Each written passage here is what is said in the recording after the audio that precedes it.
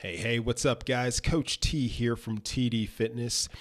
The topic of this episode is caffeine or energy. Which are you really looking for? Because they are not the same thing. Caffeine is not energy. So we're going to be diving into that one in this episode. You know, a few episodes ago, the topic I had was hunger versus cravings. And that one was a pretty popular episode. I got a lot of good feedback on that one, and it sparked some questions, which was good. And I remember as I was doing the research leading up to that episode, I was having a conversation with a friend of mine, and I was talking to him about what I had planned on, talking about in the podcast episode. And he brought up the topic of caffeine and energy. And that got me thinking, maybe that's another topic that we need to address, because what I find is that we tend to conflate two different things. So why do I want to specifically talk about caffeine and energy though? I will tell you that the real reason is because we consume way too much unnatural added sugar, and too much sugar is bad for us. I mean, we know that. The way many of us consume these excess sugars, however, is through liquids. That's the easiest way to to really send your sugar intake through the roof, because a lot of times we drink these sugary liquids and we have no idea how much sugar is actually in them, and it's so easy to consume that way in liquid form. And what I'm talking about here is sodas, other sugary drinks, and yes, coffee. So coffee for many people has become a mechanism really for just consuming added sugars. A lot of times we think that we need coffee for caffeine, but really what our bodies are telling us is that we're addicted to having all that extra sugar. We think we're craving the caffeine, we're actually craving sugar. And that's an issue. And that's the distinction that I want to make specifically with this episode.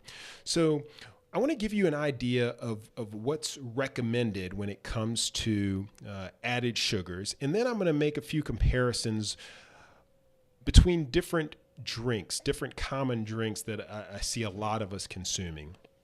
So the Dietary Guidelines for Americans, which is published every 5 years, the most recent publication states that added sugars should make up no more than 10% of your daily calorie intake. Okay, what does that mean, right?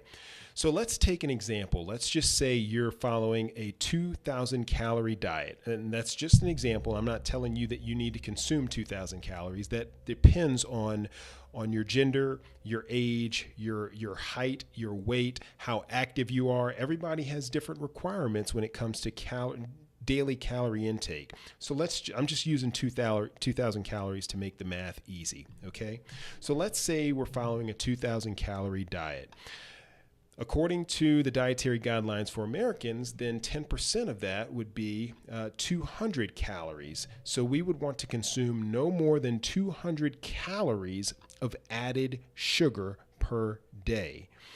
Now, what does that mean to us? When we look at most nutrition labels, we see that the sugar content is really depicted in grams. So let me help you with the conversion here. How many grams is 200 calories of sugar? Well, I know that sugar is a carbohydrate. And I also know that a gram of any carbohydrate contains 4 calories. So how many grams are in 200 calories? Well, 200 divided by 4 is 50. That's 50 grams of sugar. So that is saying that for a 2,000 calorie diet, you should strive to consume no more than 50 grams of sugar per day.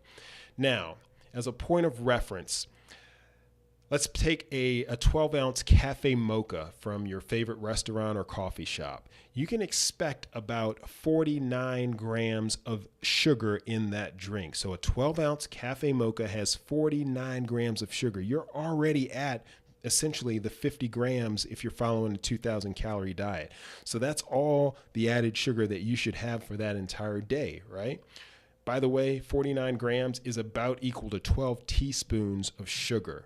That's a lot. And that tends to put things into perspective, because I doubt that any of us would sit down at any one sitting and take 12 teaspoons of sugar and shovel that into our mouths. So you should be aware that in a 12-ounce cafe mocha with 49 grams of added sugar, that's about 12 teaspoons of sugar.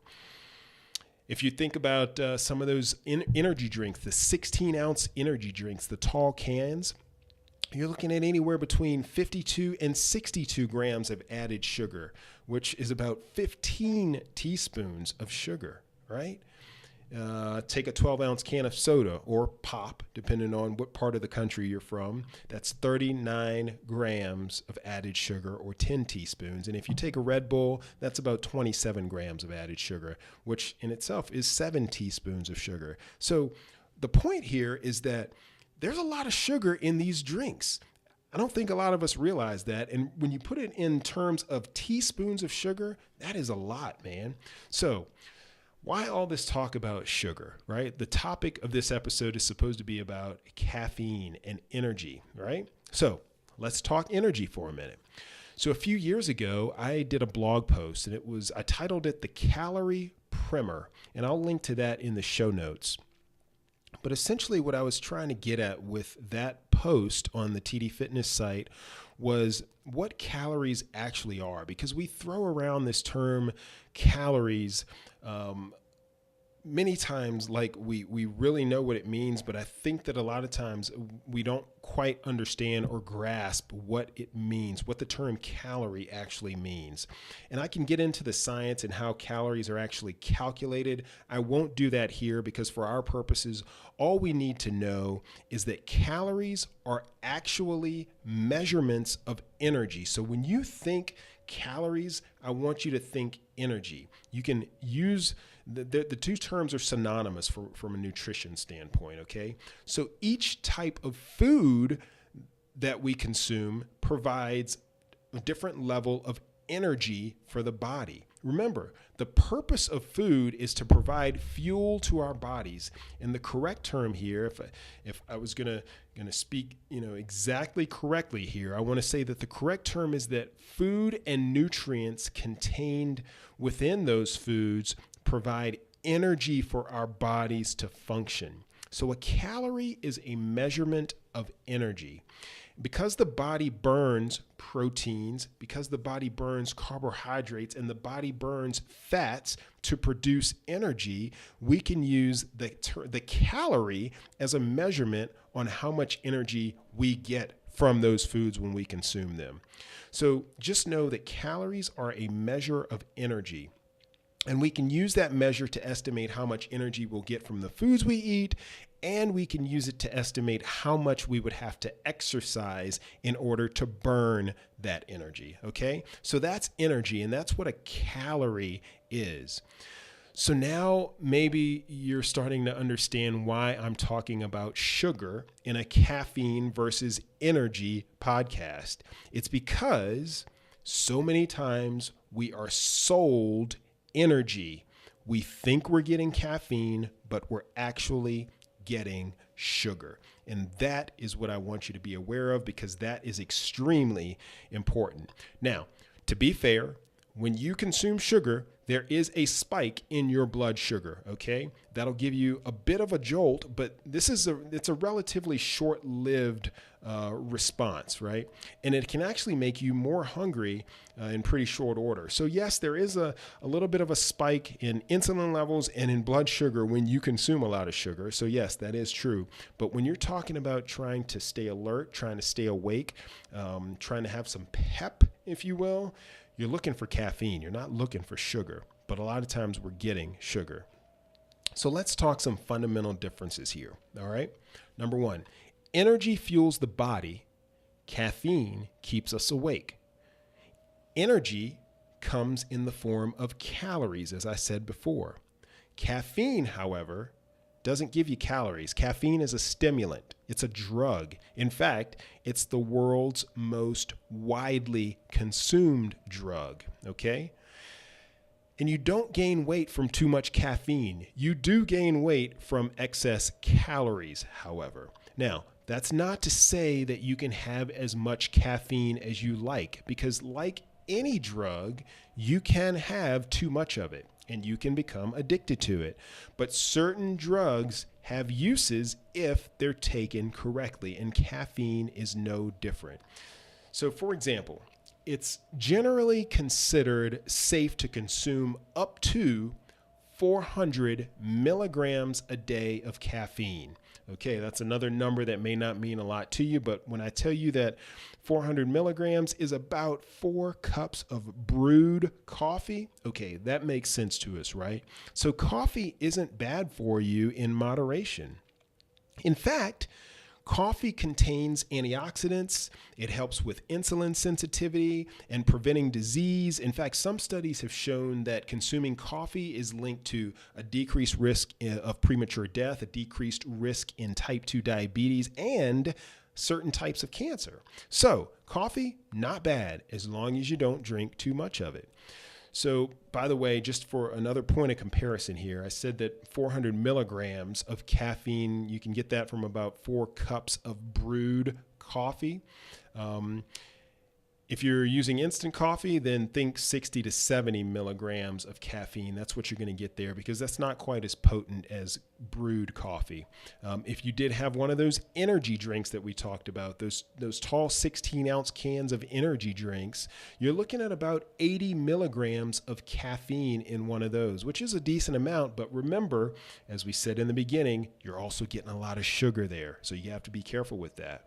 If you have a cup of hot tea or a can of soda, you can expect about 40 milligrams of caffeine in each of those. So about half of what you get from a cup of brewed coffee. So when it comes to bang for the buck for caffeine, really brewed coffee is going to be your best bet, or maybe even an espresso. So some other questions I get on this topic: how long do the effects of caffeine last? Well, typically it takes about 45 minutes for almost all of the effects of caffeine to kick in. And theoretically, it should last for about 4 to 6 hours. Now, like other drugs, it depends on what else you consume, what else you eat or drink along with that, right? Because it could cause your body to metabolize it faster or slower, okay? So, going back to the main point though, caffeine is a drug. Caffeine is a stimulant. It will give you pep. It will keep you awake. It will make you alert. Energy though is something different. Energy comes from what we eat or drink in the form of calories. And as you know, too many calories can lead to excess weight gain. So that's why sugar, which translates to calories, which is synonymous with energy, is not the same as alertness. It's not the same as giving you something to stay awake. It's not the same as that pep you may be looking for. So when you think you want energy, I want you to pause. I want you to pause and ask yourself, is it really energy I want, or do I want something to keep me awake? If I want energy, then I need to eat something that will provide me energy. If I want to stay awake, I need some caffeine. And when you see marketing for energy drinks, remember that most of those drinks contain very large amounts of sugar, which is indeed energy and excess calories, but you may actually be looking for the stimulating effects of caffeine. Hopefully, I've broken that out clearly enough so that you understand. I don't want you to confuse the two. Now, by the way, some other ways to kind of get that pep you may be looking for, you can find caffeine in from other sources as well. One of my personal favorites is chocolate. Now, that sounds funny saying that, because typically when we think of chocolate, we think of a lot of sugar. But although chocolate does contain sugar, if you get into the quality chocolates, like some of the dark chocolates, there's actually a lot less sugar in those than you'd think. All right. So a good dark chocolate can satiate kind of that sweet tooth and also provide you with a little bit of caffeine. Some studies have shown that mints have caffeine in them. Some of the vitamin waters that you'd find on the market also have caffeine, but again, because they're in liquid form, you have to watch out for the sugars in those too.